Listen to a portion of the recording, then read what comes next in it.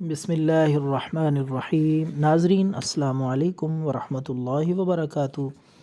ناظرین، پیش خدمت ہے اس ویڈیو میں خارش الرجی کا بہترین اور آزمودہ نسخہ، اور وہ بھی بالکل فری، آپ کے بالکل پیسے نہیں لگیں گے۔ یہ تمام چیزیں پہلے ہی آپ کے گھر ہوں گی، اور ایسا معیاری نسخہ ہے جس سے پرانی سے پرانی خارش الرجی، پھوڑے پھنسیاں، چاہے بچوں کو ہوں یا بڑوں کو، انشاءاللہ یہ نسخہ 2-3 دفعہ لگانے سے مکمل طور پہ آرام، اور پھر دوبارہ خارش آپ کے قریب بھی نہیں آئے گی۔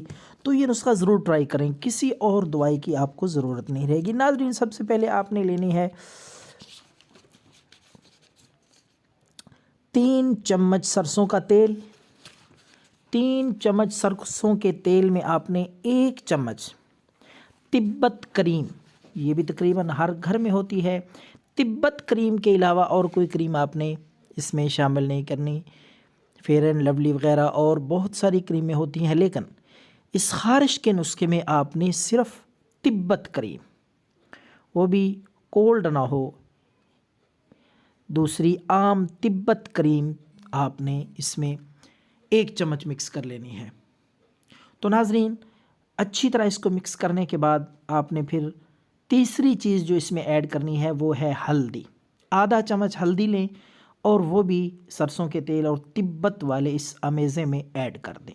تو اچھی طرح اس کو مکس کرنے کے بعد آپ کسی بھی ڈبی میں محفوظ کر لیں۔ تو یہ آپ کا نسخہ، حیرت انگیز جادوئی نسخہ، چنبل ہو، دھدر ہوں، چہرے پہ چھائیاں ہوں، یا بدن کے جس حصے پہ بھی خارش ہو، گردن پہ، سر پہ دانے ہوں، چہرے پہ دانے ہوں، تو یہ آپ کا حیرت انگیز آزمودہ جادوئی اور معیاری نسخہ تیار ہے۔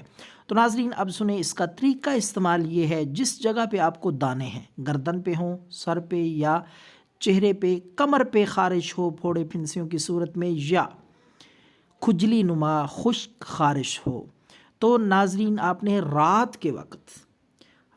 کے وقت آپ نے سونے سے پہلے نیم گرم پانی سے وہ حصہ دھو لینا ہے۔ نیم گرم پانی کے ساتھ دھونے کے بغیر آپ نے یہ نسخہ استعمال نہیں کرنا۔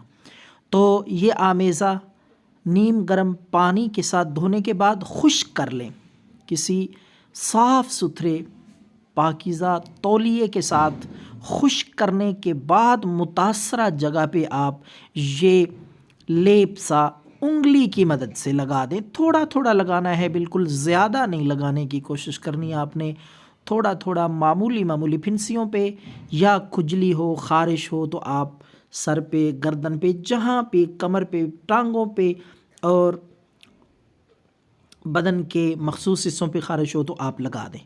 دن میں صرف 1 بار استعمال کریں، انشاءاللہ العزیز خارش کا نام و نشان نہیں رہے گا۔ دعاؤں میں یاد رکھیں۔ اللہ حافظ۔